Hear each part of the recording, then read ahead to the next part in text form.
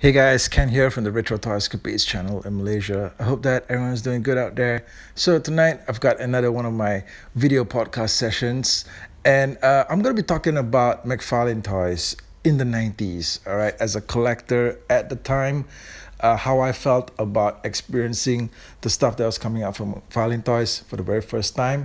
And I don't think that the title of the video is necessarily an exaggeration. I think that a lot of us out there probably got our start in action figure collecting thanks to McFarlane Toys, thanks to the stuff that they were putting out back then in the 90s, because it was pretty much ahead of its time. All right, they were giving us brands, they were giving us designs, they were giving us sculpting that we'd never seen before in toys.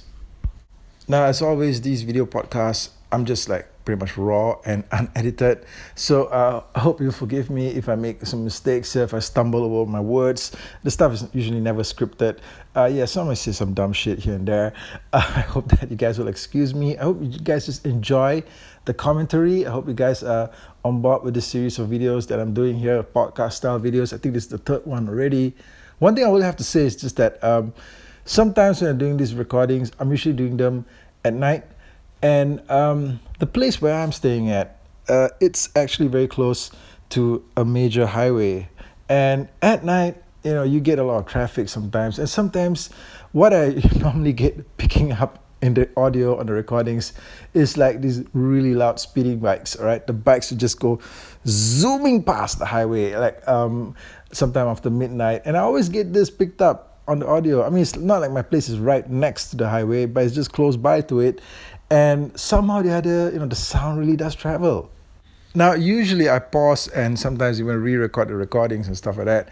But I think for these podcast style videos, if you do happen to hear something being picked up in the background, I'm just going to leave it. You can leave a comment if you heard something. The other thing is just that the place where I'm at is also pretty close to a hospital. And I often get the sound of an ambulance siren. And it's just always either probably exiting or entering the hospital. And whenever I hear it, actually, the first thing that crosses my mind is like, shit, is everybody okay? What's happened, all right? Yeah, so there's a bit of anxiety there. So the ambulance sound is something that almost always gets picked up also, especially when I do these recordings at night and stuff like that. So if you do hear something in the background like that, don't be alarmed. It's just that there's a hospital next door.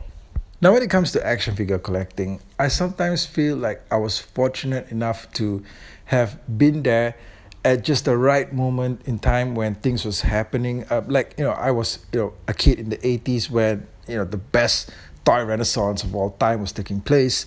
And then later on, I got back into it in the mid-90s, just when I feel the industry was actually going through a major sort of like revival. And thanks, of course, to McFarlane Toys. Now, I discovered McFarlane Toys probably around the same time, just about like a couple of weeks away from the time that I saw the Star Wars figures back on the stands.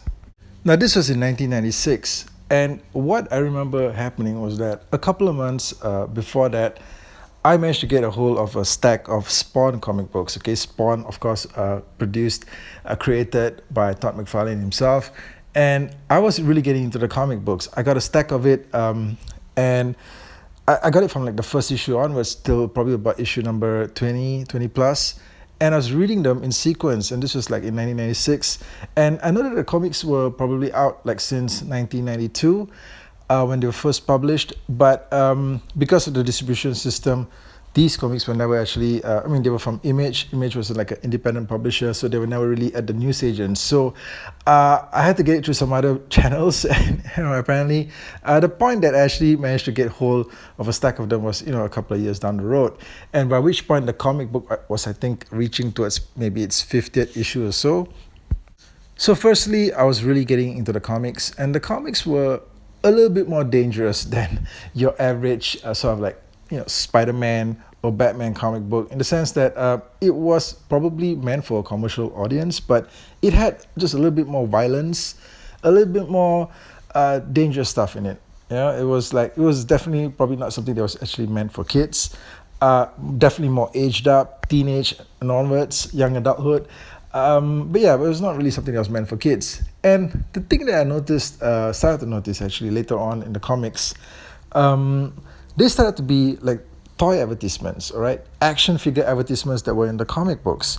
And the Spawn comic books were actually printed on very high quality paper. They were on glossy pages. And they had this really high quality, high definition photography shots of some really awesome looking action figures. And they would put them in the back of the comics. And this was something that I actually had not seen in quite some time. All right, I don't recall there being a time prior to that where I saw a high quality print ad for an action figure series, especially one that was it seemed to be somewhat relatively unknown at the time. Now, I've been reading comic books for a very long time. I gave up on action figures when I got into high school, but I didn't give up on comic books. I talked about that in one of my earlier videos. So I've pretty much been reading comic books all through the 90s. And the kind of ads that I'm used to seeing in comic books are like stuff like, snacks, video games, fizzy drinks, maybe a movie ad, a movie poster, something like that. But I never really see something that was toy related. I never really see something that was like plugging a toy line. In the 80s, there were like these books that probably had like a one-page ad for something like Mask from Kenner or maybe the Superpowers line. But it wasn't something that, you buy every single issue every month and there will be like a toy advertisement in the books. But with the Spawn books, this was like the flagship title for Image Comics at the point.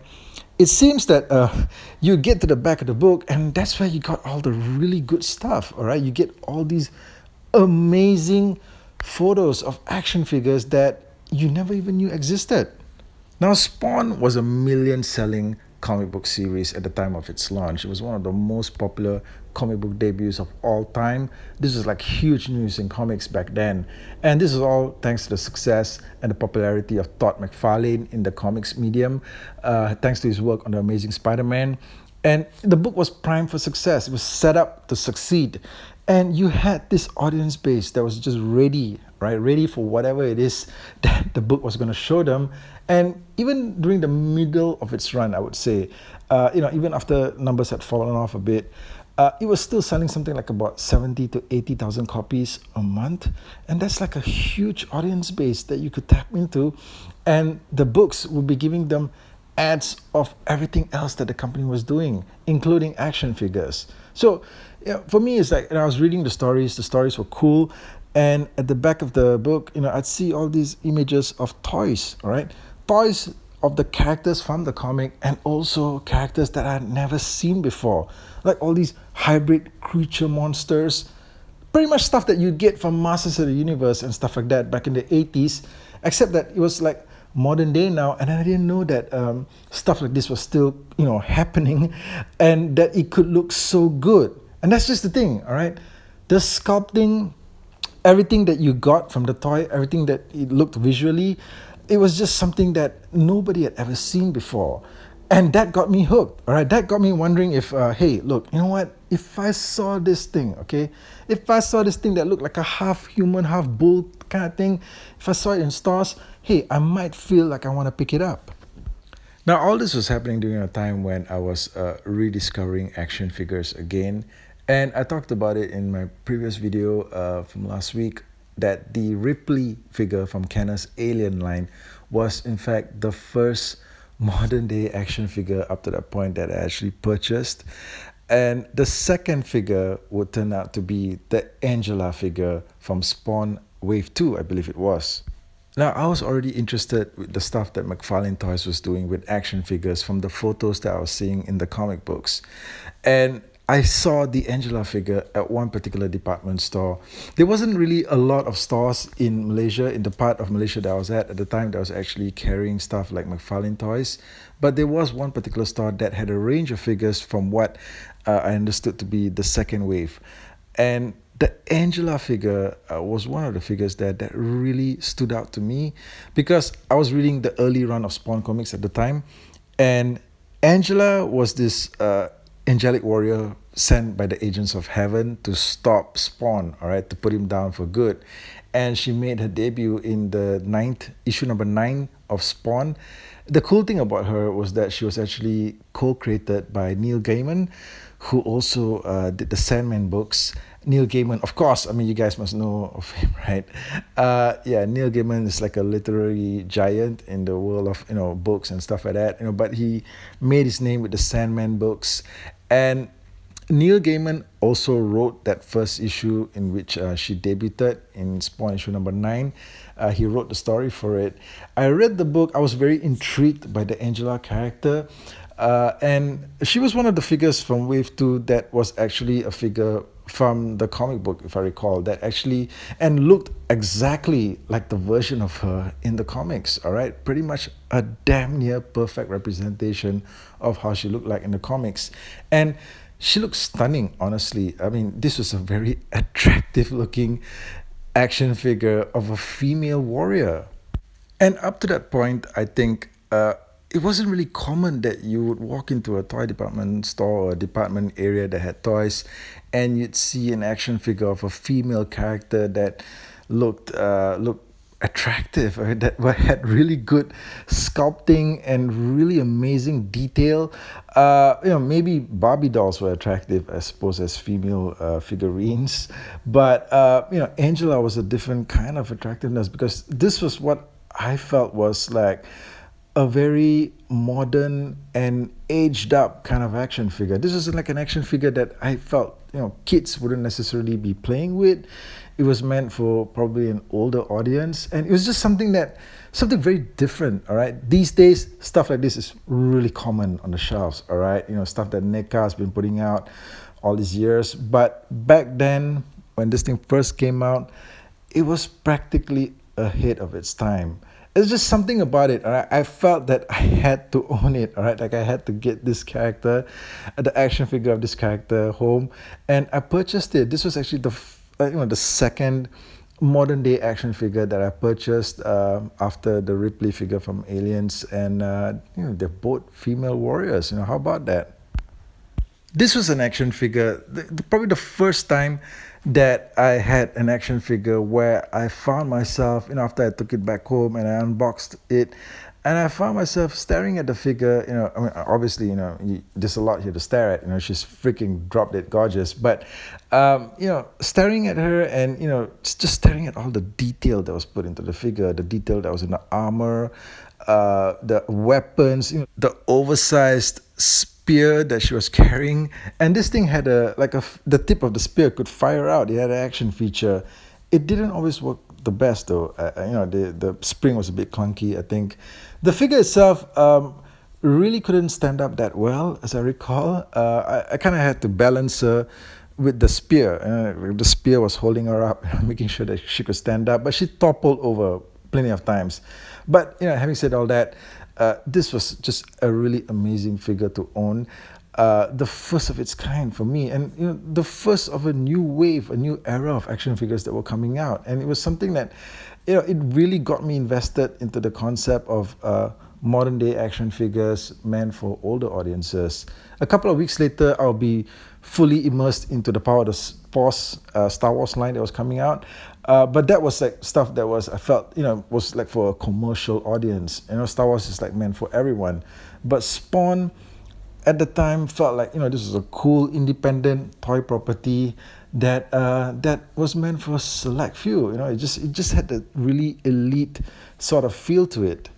I was seeing somebody at the time, and I remember that when I got the Angela figure, I showed it to her, and I kind of asked her, what you think of this, and she was pretty, I think she was pretty unsure as to why I was suddenly getting into stuff like this. It's like, okay, so you're doing this now, you're collecting figurines, and I suppose that was like kind of like my way of like announcing that apparently, I think that this is going to be like a hobby for me now, right? Because there's just something about this stuff that's just pulling me in.